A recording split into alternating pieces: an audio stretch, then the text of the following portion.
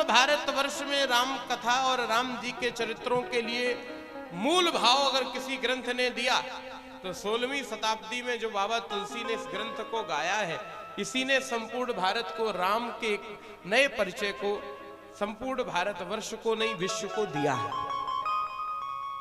और ये ऐसा ग्रंथ है कि ये सुहावन भी है, पावन भी है और मन भावन भी है। जैसे दुनिया में बहुत सारी चीजें हैं जो देखने में बड़ी अच्छी लगती हैं लेकिन वो पावन नहीं होती। सुहावन तो है लेकिन अच्छी नहीं होती, पास में जाओगे तो बड़ा बुरा लगता है। कई चीजें हैं मन भावन होती, मन में तो बड़ी अच्छी लगती हैं। जैसे कई लोग हैं उन्हें रसगुल्ला बड़ा बढ़िया लगता है, इतना अच्छा लगता है कि महाराज 50-40 स्कोर लगा के शुरू करते हैं, खाते ही चले जाते हैं। लेकिन महाराज बहुत बढ़िया मन भावन तो है लेकिन पावन नहीं है। फिर तो जाकर के डॉक्टर को दिखाओगे तो डॉक्टर बताता है महाराज जो डायबिटीज अब 300 के पार हो गई है, अब 400 के पार हो। क्यों? वो कैसी है? वो सुहावन मन भावन तो है लेकिन पावन नहीं। कई चीजें पावन है। पावन जैसे क्या है? पावन है कि गौ माता के जो गौमूत्र है उसका पान करना चाहिए। वो कैसा है? पावन है, बहुत सुंदर है, वो सुहावन भी है। आप पियोगे तो आपका कल्याण होगा। लेकिन मन भावन बोले महाराज सो तो ना मन तो कितनों कोई सोचे कि मन वाको हो जाए कि मन से पी ले, सो तो ना पिए, मजबूरी में तो पीने पड़े। दवाई है आपको मिल जाए तो दवाई कैसी है? बोले आप अगर पी लोगे तो कैसी लगेगी? तो बोले महाराज आपको आराम मिलेगा, आपके लिए पावन है। लेकिन मन भावन है क्या? नहीं। तो दुनिया में ऐसा जरूरी नहीं कि जो चीज मन भावन हो वो सुहावन भी हो और सुहावन हो वो पावन भी हो। ये केवल एक ऐसा धर्म ग्रंथ हमको मिलता है जो मन भावन भी है, सुहावन भी है, पावन भी है। ये कौन सा ग्रंथ है? ये रामचरित मानस मुनि भावन, बिरचेउ शंभु सुहावन पावन। ये भगवान शंकर द्वारा ऐसा धर्म ग्रंथ की रचना हुई है कि इसको मन भावन भी कहा गया, सुहावन भी कहा गया, पावन भी कहा गया। इसकी सारी भूमिकाएं हैं। और इस धर्म ग्रंथ का प्रारंभ कहां से होता है? तो सर्वप्रथम मंगलाचरण में वर्णन आता है। मंगलाचरण में गोस्वामी जी महाराज ने 9 लोगों की वंदना की मानस में।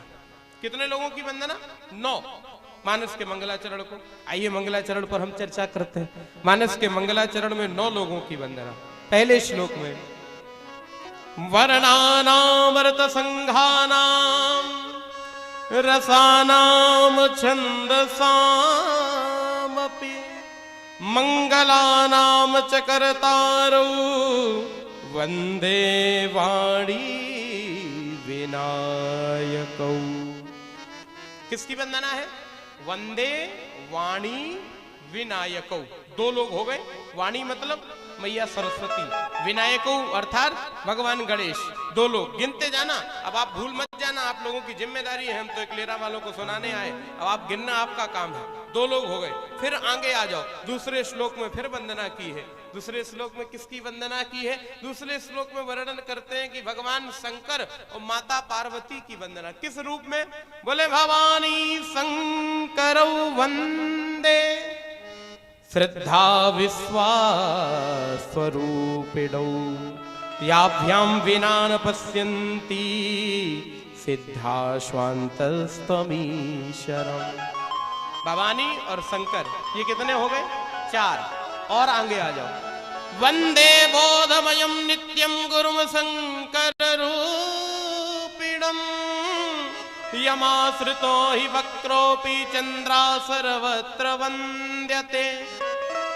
ये सद्गुरुदेव भगवान शंकर की वंदना। एक ही वंदना प्रकरण में मानस के मंगलाचरण में 2 बार शंकर जी की वंदना की गई।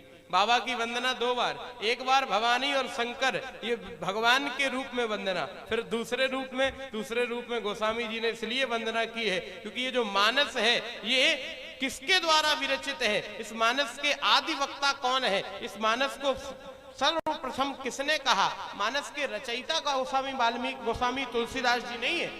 आपको समझना पड़ेगा, रचयिता गोस्वामी तुलसीदास जी नहीं है। कई बार कह देते मानस की रचना किसने की? बोले गोस्वामी तुलसीदास जी ने की। अरे आपको पता ही नहीं है? आजकल के तमाम भारत के ऐसे नेता हो गए जिनको बुद्धि नहीं है, वो तो बुद्धि को रखते ही नहीं। वो कहते वो आत्माराम दुबे थे कोई और गोस्वामी तुलसीदास बन गए, उन्होंने मानस में ऐसा ऐसा लिख दिया। अरे तुम पागल हो, तुम्हें पता ही नहीं मानस में उन्होंने लिखा ही नहीं कुछ, वो रचनाकार नहीं है, रचना उन्होंने की ही नहीं। रचना किसने की? रची महेश निज मानस राखा,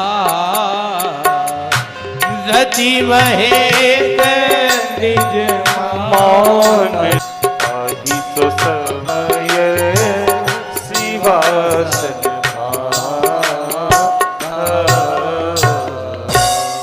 इसकी रचना भगवान शंकर ने की है, भगवान शंकर इसके रचनाकार है।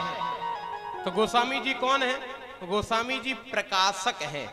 जैसे कोई किताब लिखी जाती है ना, ग्रंथ लिखा जाता है, तो उसके रचनाकार का नाम अलग होता है। प्रकाशक कौन है? प्रकाशक का नाम अलग होता है। तो गोस्वामी तुलसीदास जी कौन है? बोले ये प्रकाशक हैं। तो प्रकाशन हुआ कब? बोले संवत 1601 गोस्वामी जी ने होशियारी की। होशियारी क्या की? वंदे वाणी विनायक। पहले श्लोक में वाणी और विनायक दोनों लोगों की वंदना। अच्छा, विनायक भगवान गणेश की वंदना क्यों? बोले